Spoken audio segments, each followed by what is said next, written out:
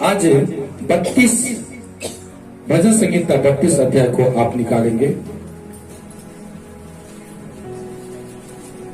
क्या ये धन्य है वह जिसका अपराध क्षमा किया गया और जिसका पाप ढांपा गया हो।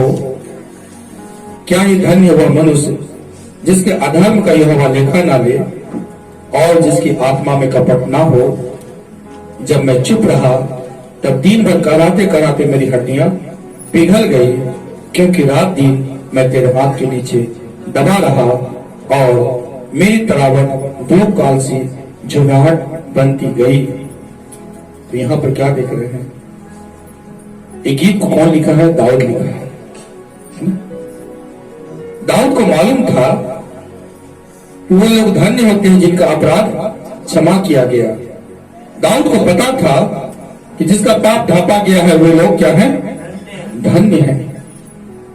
और लिखा है क्या ये धन्य है वह मनुष्य जिसके अधर्म का यहोवा लेखा ना ले, वे लोग धन्य हैं। लेकिन दाऊद का के साथ क्या हो रहा था? दाऊद को पता था कि वो एक अपराधी व्यक्ति है।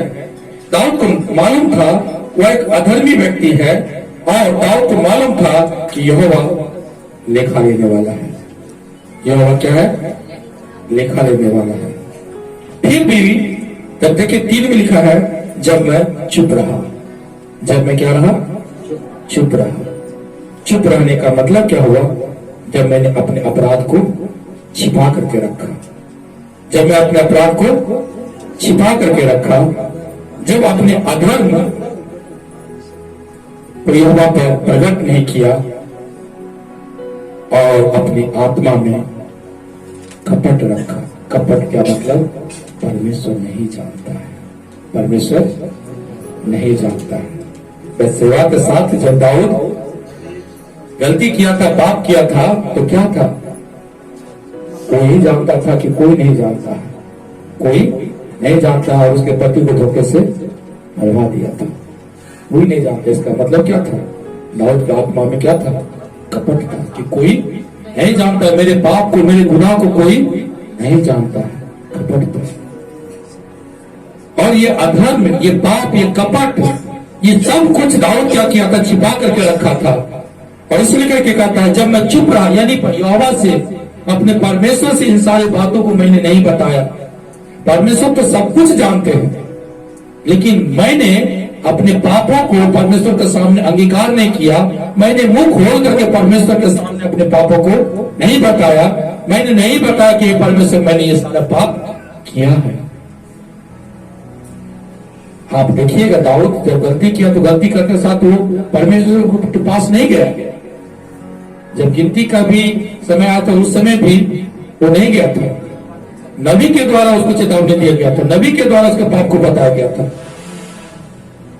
इसलिए करके यहां पर कहता है जब मैं चुप रहा, यानी अपने पापों को नहीं बताया परमेश्वर के सामने, तो यह तो दाऊद अपना जीवन के बारे में बता रहा है कि उसका जीवन कैसा था, उसका जीवन कैसा बीतता था। जो एक राजा था, धन संपत्ति का कमी नहीं था, सेना उसके साथ रहता था, उसका बहुत सारे मंत्री था, लेकिन फिर भी दाऊद का जीवन कैसा था जब उसने अपने पाप को, अपने अपराध को परमेश्वर के सामने मुंह खोल करके नहीं बोला। तो लिखा है जब मैं चुप रहा तब दिन भर कराते कराते मेरी हड्डियां पिघल गई। ध्यान दीजिए, अगर कोई कराते हैं, कोई कराते हैं, परमेश्वर किसी को कराना नहीं देंगे। वो कराना, अगर आप परमेश्वर के सामने एक बातों को और जान लीजिएगा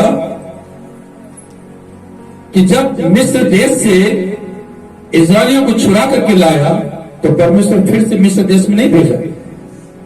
वो अपने ही जगह में जहां बुलाए तो वहीं पर दंड दे रहे थे जो लोग भी गलती कर रहा था। यहां ध्यान दीजिएगा, जब मैं चुप रहा तब दिन भर कराते कराते मेरी हड्डियां पिघल गई। आज बहुतों की स्थिति यही है। अपने पाप, अपने अपराध को छिपा करके वो जानने के बावजूद भी मुंह नहीं खोलते हैं कि ये परमेश्वर मैंने पाप किया, ये परमेश्वर मैंने पाप किया। वो कहलाते हैं, हर एक वो लोग कहलाते हैं जो अपने पाप को परमेश्वर से छिपा करके रखते हैं, अपने अधर्म को छिपा करके रखते हैं, उनका जीवन कराहना से भरा हुआ रहता है। उनका जीवन कराहना से भरा हुआ रहता है। लिखा है, जब दिन भर कराते कराते मेरी हड्डियां पिघल गई, क्योंकि रात दिन मैं तेरे हाथ के नीचे दबा रहा। मैं रात दिन तेरे हाथ के नीचे क्या रहा? दबा रहा। दबा रहा का मतलब परमेश्वर ही जिसको दंड दे, कोई छुड़ा सकता है, कोई बचा सकता है। योना क्या था? मछली के पेट में 3 दिन तक 3 रात तक रहा। जरूर वो मछली के पेट में था, लेकिन आप कह सकते हैं कि वो परमेश्वर के हाथ के नीचे दबा रहा। क्यों? क्योंकि वो मछली को परमेश्वर ही आज्ञा दिए थे, योना को जाकर निकल जाओ। क्योंकि योना को परमेश्वर जहां भेज रहे थे, वहां योना नहीं जाकर के दूसरी जगह जा रहा था। योना को परमेश्वर निनवे देश भेज रहे थे, और योना कहां जा रहा था? तर्शीश देश भाग रहा था। तो परमेश्वर के हाथ के नीचे दबे रहने का मतलब यही है। और वहां पर क्या किया? योना जो है मछली के पेट में 2 दिन तक तो बुझावटा करते रहा कि किसी तरह से हम निकल जाएंगे।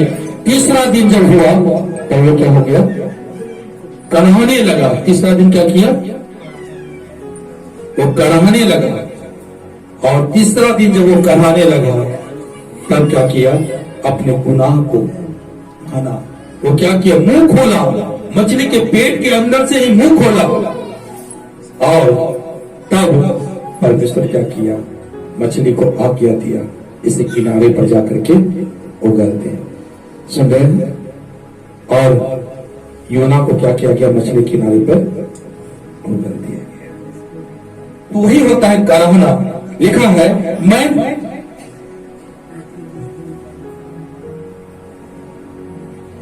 जब मैं चुप रहा तब दिन भर कराते कराते मेरी हड्डियां पिघल गई, क्योंकि रात दिन मैं तेरे हाथ के नीचे दबा रहा, और मेरी तड़ावट 2 काल से झुर्राहट बनती गई।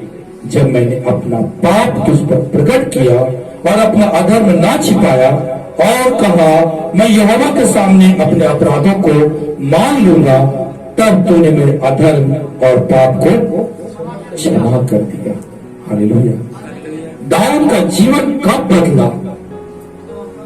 जब वो अपने अपराध को मान लिया, परमेश्वर के सामने अपने अपराध को मान लिया, तब दाऊद का जीवन बदल गया। दाऊद कम दुख नहीं उठाया, दाऊद भी बहुत दुख उठाया, लेकिन उसका जीवन बदल गया जब उसने परमेश्वर के धार्मिकता पर उंगली नहीं उठाया, परमेश्वर के न्याय पर उंगली नहीं उठाया। वो कहा, परमेश्वर तू सच्चा न्याय करने वाला है, जो मैं गलती करता हूं उस गलती का तू दंड देता है, इसलिए करके तू सच्चा न्याय करने वाला परमेश्वर है। तो सचमुच में तू धार्मिक परमेश्वर है। वो परमेश्वर जब दंड देता था वो कहता था, लेकिन वही कहता यहाँ पर कि और जब वो पाप को छिपा करके रखा, तब यहाँ पर उसके बारे में लिखा गया है उसका जीवन कैसा था। लेकिन वही फिर वो कहता है, जब मैंने अपना पाप तुझ पर प्रकट किया, यानी वो अपनी गवाही देता है। जैसे हम लोग कलीसिया में खड़ा होकर के गवाही देते हैं ना, तो दाऊद भी अपना गवाही को देता है कि जब मैंने अपना पाप तुझ पर प्रकट किया और अपना अधर्म ना छिपाया, और कहा मैं यहोवा के सामने अपने अपराधों को मान लूंगा, तब तूने मेरे अधर्म और पाप को क्षमा कर दिया। और जब अधर्म उसका क्षमा हो गया, तब दाऊद क्या कहता है? इस कारण हर एक भक्त तुझसे ऐसे समय में प्रार्थना करे जबकि तू मिल सकता है। निश्चय जब जल की बड़ी बाढ़ आए तो भी उस भक्त के पास नहीं पहुंचेगी। किस भक्त के पास नहीं पहुंचेगी? जो अपनी गलतियों को, अपने पापों को मुंह खोल करके परमेश्वर के सामने मान लेता है, उसे छोड़ देता है, जो चुप नहीं रहता है, जो चुप नहीं रहता है बल्कि अपने पापों को मान लेता है, तब परमेश्वर, तब उसके बारे में लिखा गया है कि चाहे जल की बड़ी बाढ़ भी आए, यानी बड़ी से बड़ी मुसीबत भी आए, तो भी उस भक्त के पास नहीं पहुंचेगी, तो भी उस भक्त के पास नहीं पहुंचेगी। हालेलुया। तू मेरे छिपने का स्थान है, तू संकट में मेरी रक्षा करेगा। तू मेरे छिपने का स्थान है और तू संकट में मेरी रक्षा करेगा। कब वो हमारे छिपने का स्थान होगा? जब हम हमारी गलती होने पर, जब हम अपने मुंह को ना बंद करें, अपने मुंह को खोल करके परमेश्वर के सामने बोलें, बताएं। हालेलुया। तब वो हमारे छिपने का स्थान है, तब वो हमारे छिपने का स्थान है और संकट में वह क्या करेगा? हमारी रक्षा करेगा।